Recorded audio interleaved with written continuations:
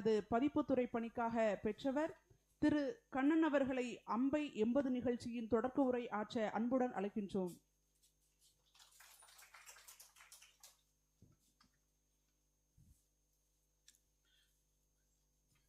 எல்லோருக்கும் வணக்கம். மாணவர்கள், நண்பர்கள், ஆசிரியர்கள் அனைவரையும் மிகுந்த அன்புடன் இந்த அரங்குக்கு அழைக்கிறேன். அம்பை என்பது என்ற ஒரு கருத்தரங்கை நடத்த வேண்டும் என்பது என்னுடைய ஒரு எண்ணம். ஆனால் ஒரு எண்ணம் கைகூடுவதற்கு பலருடைய ஒத்துழைப்பு, ஆதரவு தேவைப்படுகின்றது. ஒரு குழந்தையை வளர்க்க ஒரு கிராமமே தேவை என்பது ஒரு புகழ்பெற்ற ஆப்பிரிக்க பழமொழி. இந்த என்னுடைய எண்ணம் இன்றைய ஒரு நிகழ்வாக எப்படி உருவானது என்பதை முதலில் சுருக்கமாக பகிர்ந்து கொள்கிறேன். இன்றைய நிகழ்வின் மிக முக்கியமான ஆதரவாளர் ஸ்ரீராம் குழுமத்தின் தலைவர் ஆர்டி என்று எங்களால் அன்புடன் அழைக்கப்படும் ஆர் தியாகராஜன் அவர்கள்.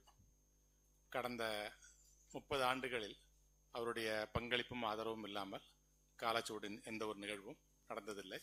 இந்த நிகழ்விற்கும் அவர் மனமு வந்து ஆதரவு அளித்துள்ளார். அடுத்ததாக அமெரிக்கன் கல்லூரி முதல்வர் திரு தவமணி கிறிஸ்டபர் அவர்கள். அவருடைய விருப்பத்தாலும் ஆதரவாலும் காலச்சுவடு ஆண்டுதோறும் அமெரிக்கன் கல்லூரியில் ஒரு சில நிகழ்வுகளை நடத்தி வருகிறது. இந்த நிகழ்வும் அவருடைய முழு ஆதரவுடன் சாத்தியப்பட்டிருக்கிறது.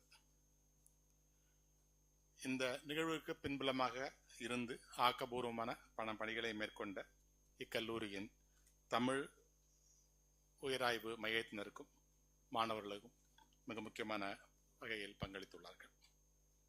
என்னுடைய நீண்டகால நண்பர் கவிஞர் தேவேந்திர பூதியின் கடவு அமைப்புடன் இணைந்து பல நிகழ்வுகளில், குறிப்பாக மதுரையில் காலச்சுவடு தொடர்ந்து நடத்தி வருகிறது. அந்த வரிசையில் இப்போது அன்பை 80 நிகழ்வு நடைபெறுகிறது.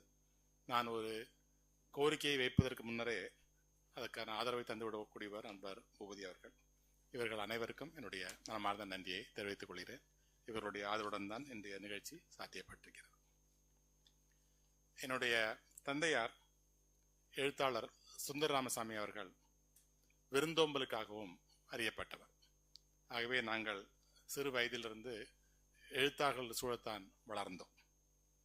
நான் மிக அதிகமான ஆண்டுகள் அறிந்த எழுத்தாளர் அம்பை, கிட்டத்தட்ட 50 ஆண்டுகள். நான் சிறுவனாக இருக்கையில் எனக்கு குழந்தைகள் புத்தகங்களை அன்பளிப்பாக வழங்கியிருக்கிறார். இன்று காலச்சுவடு பதிப்பாளராக அவருடைய புதிய சிறுகதை தொகுப்பை வெளியிட்டு அவருடைய 80வது பிறந்தநாள் பரிசாக அன்பளிப்பாக வழங்க முடிந்தது எனக்கு மிகுந்த மகிழ்ச்சியை தருகிறது.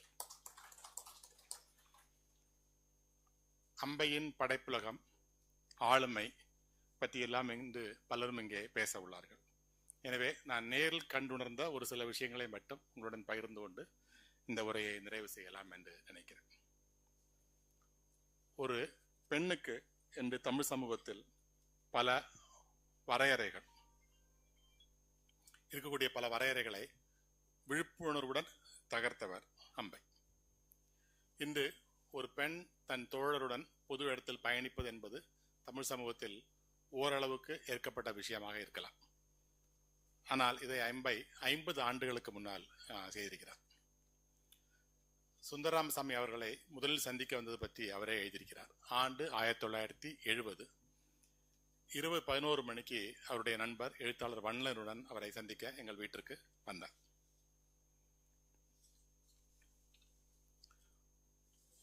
இது போன்ற ஒரு சபையில், பலர் கூடியிருக்கக்கூடிய ஒரு சபையில் முதல் முறையாக ஒரு பெண் வாய் விட்டு சிரித்து நான் பார்த்தது அம்பையை தான்.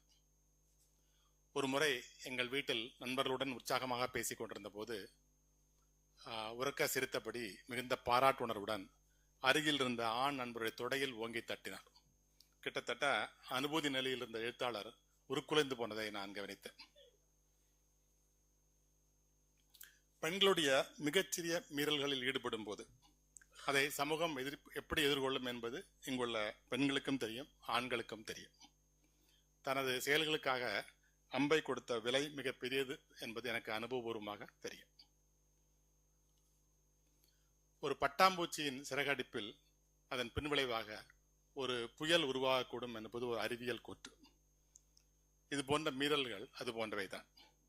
தமிழ் பண்பாட்டு தளத்தில் பலருக்கும், குறிப்பாக பெண்களுக்கு சொந்தத்தையும் நம்பிக்கையையும் அளித்தவர் அம்பை.